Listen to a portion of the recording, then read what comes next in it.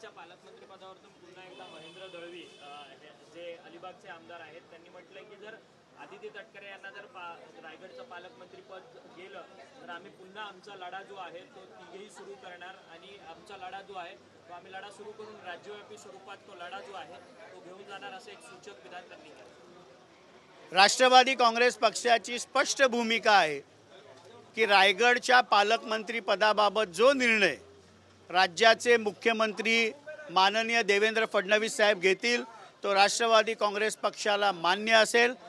आम्ही कुठेही रायगडच्या पालकमंत्री पदावरनं महायुतीमध्ये वातावरण खराब होईल ही राजकीय मॅच्युरिटी राष्ट्रवादी काँग्रेस पक्षाला आहे, पण ज्यांना चिखलात लोळण्याची सवय आहे, ज्यांना कायम काहीतरी सनसनाटी आरोप टेबलवर नाचून ज्यांचा डान्स गुवाहाटीच्या टेबलवर महाराष्ट्राने बघितला त्यांची संस्कृती त्यांना लखला।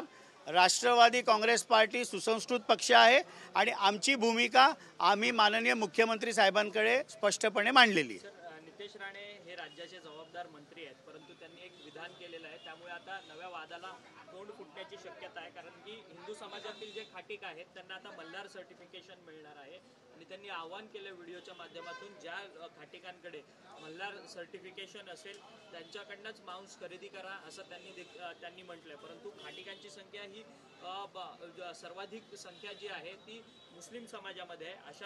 अशामध्ये हिंदू आणि मुसलमान पुन्हा एकदा जो वाद आहे तो पुन्हा उफाळून येऊ शकतो। माझं एवढंच म्हणणं आहे की राज्याच्या जबाबदार मंत्र्यांनी कुठल्याही आपल्या वक्तव्यांनी धर्माच्या आधारावर जातीच्या आधारावर या महाराष्ट्राची शांती बिघडेल असं वक्तव्य देऊ नये। खाद्य संस्कृतीवरनं तर वाद अजिबात करू नये।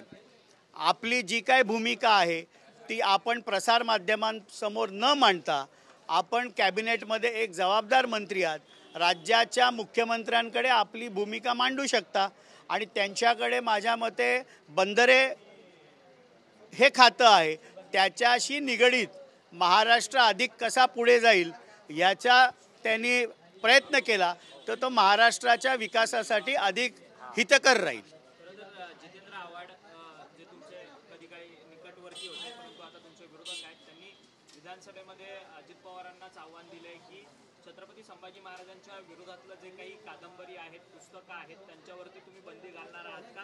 राजसन्यास या सगळ्या कादंबरीवरती तुम्ही बंदी घालणार का असा अजित पवारांनाच त्यांनी विधानसभेमध्ये सवाल विचारला। माझा त्यांना प्रतिसवाल आहे की महाविकास आघाडीच्या सरकारमध्ये ते देखील एक जबाबदार मंत्री होते तर त्यावेळेला आदरणीय शरदचंद्र पवार साहेबांकडे त्यांनी ही मागणी करायला पाहिजे होती।